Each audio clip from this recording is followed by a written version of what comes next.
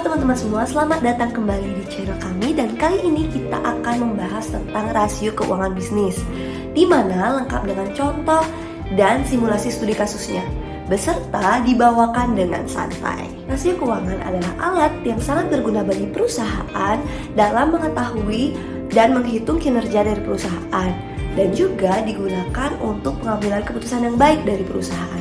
Nah, karena penting banget, yuk kita mulai. Nah, rasio keuangan adalah perbandingan antara dua elemen atau lebih yang ada dalam laporan keuangan.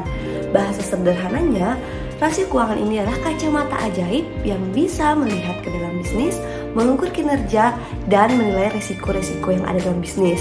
Nah, rasio keuangan ini ada banyak banget guys, tapi tenang aja, kita akan menjelaskan rasio-rasio keuangan yang penting dan cara yang digunakan untuk bisnis Anda. Pertama-tama kita akan menjelaskan tentang rasio likuiditas.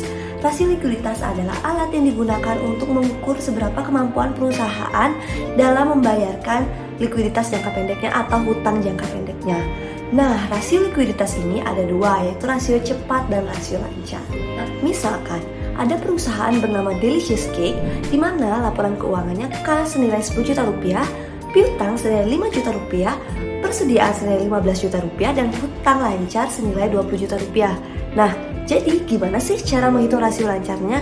Nah, cara menghitung rasio lancar adalah kas ditambah piutang ditambah persediaan dibagi dengan hutang lancar.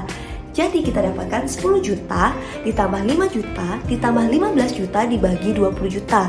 Jadi hasilnya adalah 1,5. Nah, selanjutnya adalah rasio cepat. Cara menghitung rasio cepat adalah kas ditambah piutang dibagi dengan hutang lancar. Jadi hasilnya adalah 10 ditambah 15 juta dibagi 20 juta, hasilnya adalah 0,75. Nah, arti 1,5 dan 0,75 ini bagi Delicious Cake adalah perusahaan tersebut cukup liquid dalam membayar hutang lancarnya. Nah, kedua adalah rasio solvabilitas. Nah, rasio solvabilitas ini adalah alat yang digunakan untuk mengukur bagaimana kemampuan perusahaan dalam memenuhi hutang jangka panjangnya.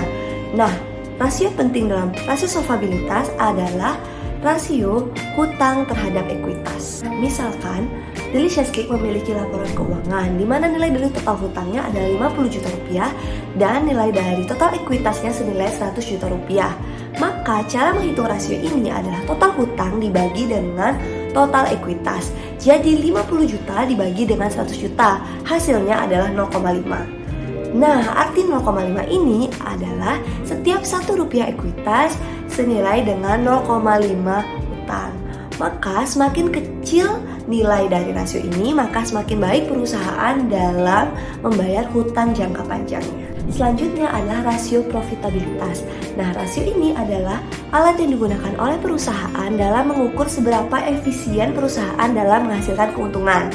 Nah, beberapa rasio profitabilitas ada margin laba kotor, margin laba bersih, dan ROI atau Return on Investment. Ya, data-data laporan keuangan dari Delicious Cake.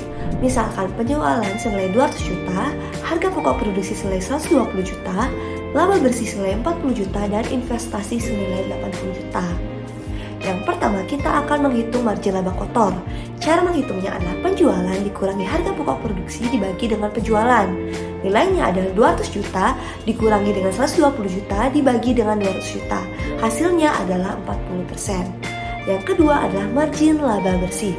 Cara menghitungnya adalah laba bersih dibagi dengan penjualan. Nilainya adalah 40 juta dibagi dengan 200 juta. Nilainya adalah 20%. Selanjutnya adalah ROI atau Return on Investment.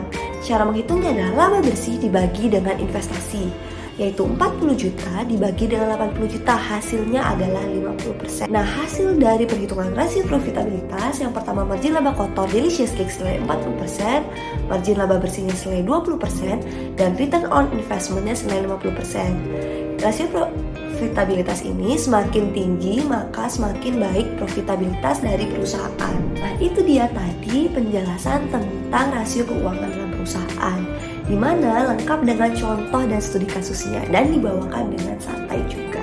Semoga video tadi dapat membantu kita dalam memahami rasio keuangan serta cara penggunaannya untuk mengoptimalkan bisnis Anda.